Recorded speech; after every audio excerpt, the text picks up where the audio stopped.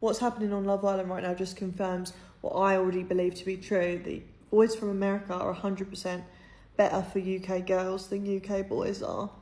The way they talk is just like a better vocabulary, the charm, the effort. I can see the way that these girls are giggling in there. They're like hee hee ha ha, which I haven't seen them be like because they're being romanced. Do you know what I mean? And I know because I'm dating a Canadian, which is basically the same thing. Don't tell them that, but like to us British girls, a Canadian or an American either will do. Us UK girls, when you talk to an American boy for the first time, it's eye-opening. Like, it feels like you're actually in a film, like you're a Disney princess, which you dreamed of being when you was a kid, and you thought life was going to be like that when you grew up, but then it wasn't, because UK boys aren't like Disney princes. Actually, American boys kind of are.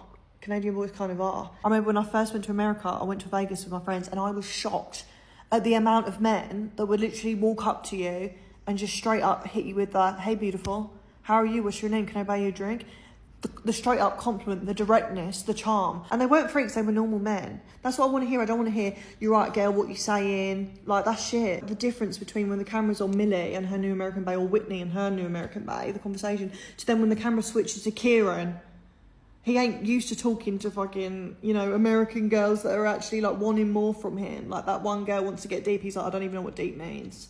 And then it'll go to Tommy, who's having to be told by his American girl that she wants him to ask her to get in the bed. And even when she puts it plainly to him, he still is like, you can share a bed with me if you want. If you want, he said. Some English people will be like, yeah, but they don't have any banter, they don't have banter. Yeah, but they do. I'm with a Canadian, you'd think he doesn't have banter, but he does. Like, he's silly.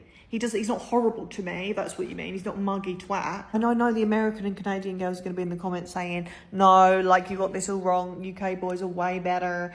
The problem is, you're thinking of Prince Harry. Like, you're thinking of, like, posh boys, which do tend to have a better vocabulary. It's not most of them.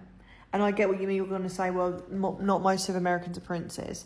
I get it, but, like, at least they can talk. At least they can talk a bit. Fucking hell. It's not a coincidence that I was single for 5 years. First Canadian boy I went on a date with, snapped up, 4-year relationship, going strong.